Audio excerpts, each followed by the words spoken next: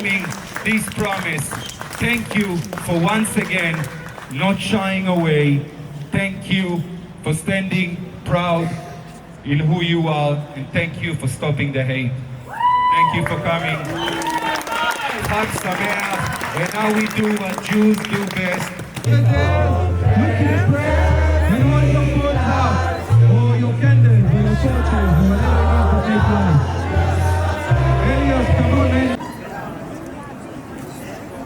It's really getting some of the kids. Lam natseach nizme ledavik, Yancha denebi yintzari yisagem choshim elei yankim. Yishlach ezel von Kodesh mitzir misedeka, Yizker kol mipesecha v'laskel dash nesela. Yitin nechalcha v'dachal.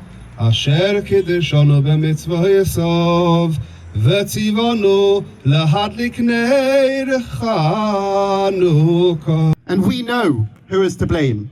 The mainstream media that fueled this are to blame. The governments that refused to act are to blame. All those who marched, who chanted, who justified and excused the hatred are to blame.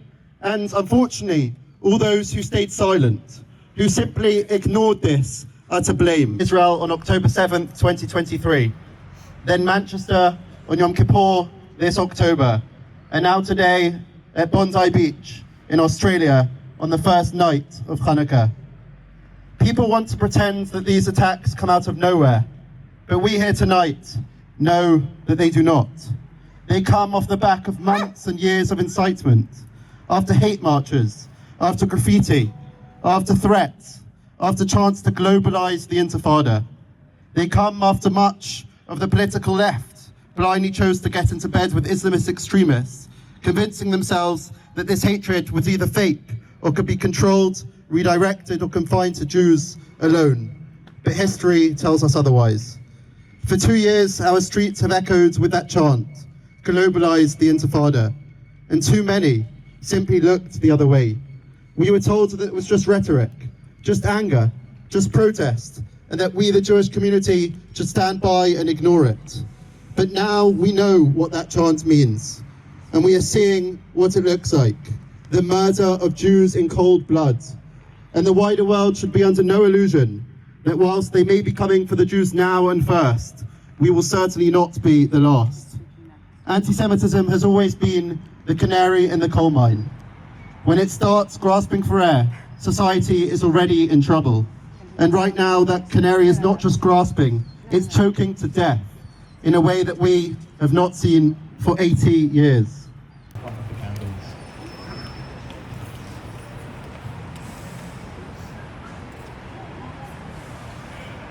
Oh, well, it's absolutely important for many reasons. I mean, it's so important for the Jewish community to know that they have allies. I think that's really important. So I would say to anybody who's watching this around the country, go this week. There'll be multiple Hanukkah events. Just go along. You don't need to understand what it's all about. Just go and stand with your Jewish friends. And if you have no Jewish friends, go and make some Jewish friends. Just go to Hanukkah and just be there this week. Because it's so important for this community to feel like they have allies. Until October the 7th happened, I did not realize how significant that was. Every single time I turn up at something, it's embarrassing how much people thank me for ordinary human sympathy and empathy being thanked all the time. So please, please go. But I think it's also really important, as one of the speakers said earlier, to be visible and to be out and to show that these kinds of things are not going to drive people off the streets, not going to stop people doing the things that they do.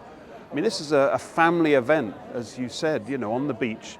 This is families coming together to celebrate light, celebrate life. I'm not a religious person, but I get it. It's a fantastic community activity. And they will continue to do those activities. And I think non-Jewish people need to get that. They need to realize that all of us need to continue and support these kinds of activities and not let the actions of terrorists drive people off the streets and out of the public sphere. Courage is needed. That's what my main point. But it's ridiculous to say that. I mean, when has it ever happened? Has it really happened that the Jewish community, you know, rise up and start attacking the Muslim community? And you saw, I don't know if you were here earlier and heard the speeches, but the cheer that went up for the hero who disarmed the Muslim man who disarmed one of the two terrorists, and for his trouble was injured. The cheer that went up, so there's no chance. I mean, the idea that it's creating more tension and we appeal for calm, I would say those people should say we appeal for solidarity. You know, the police, the politicians, they should be encouraging people to get out there, stand with them, particularly around Hanukkah over the next 6-7 days, and encourage people to show solidarity. So as soon as I heard this morning about the terrible, terrible news coming from Sydney, I knew that we had to do something to add light, and that the message would be, as it always is, add light. When people try to introduce darkness, when darkness encroaches, add light. And I knew that one more Hanukkah event, or two more, at least one more than what we were planning to do, I got a call. I said they're planning to do something here in memory of those who were murdered, and also to pray for those who were wounded, and to stand up tall and strong.